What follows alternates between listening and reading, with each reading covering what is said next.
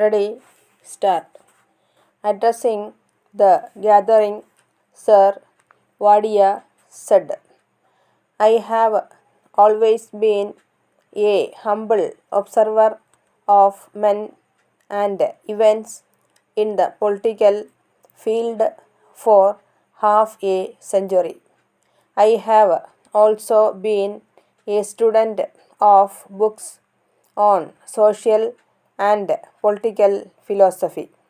In the present day world of propaganda, where the mass of men are fed from day to day by the press and radio with conflicting ideologies, even a detached observer finds it difficult to see clearly.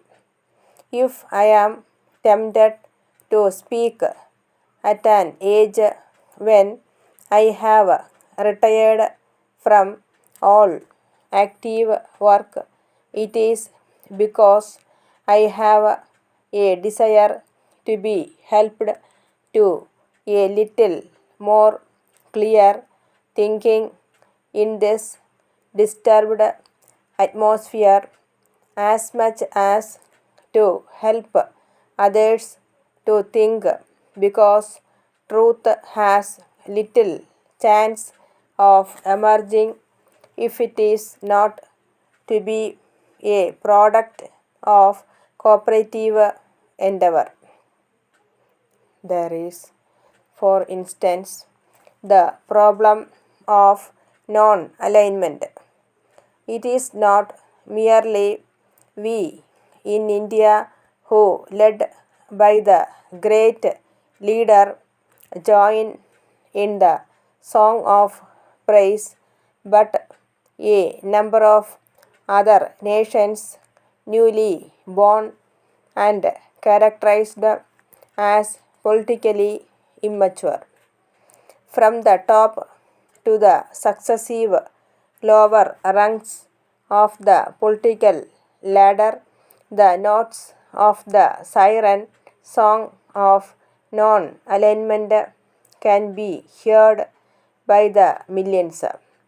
We may be lulled to sleep for a moment by the music, but when we awake, shall we not, as rational human beings, consider the implications of non alignment as policy? We are told it is not neutrally.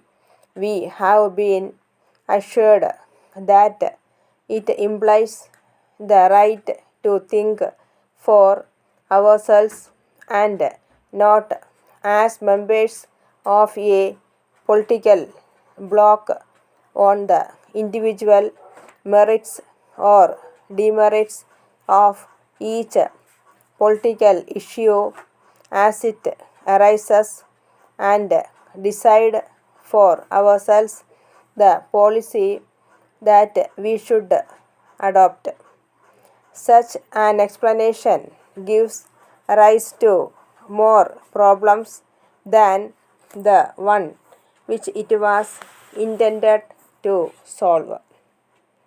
In the first place, it is not easy to decide between the good and the bad in the case of group activities involved in national conflicts when we have found it difficult to decide between the good and the bad in the case of individuals. In the second place, we are by such an easy explanation undermining one of the fundamental principles of democracy which we are proud to advocate and equally proud to be labeled as one of the biggest democratic nations of the world. Are two minds wiser than one?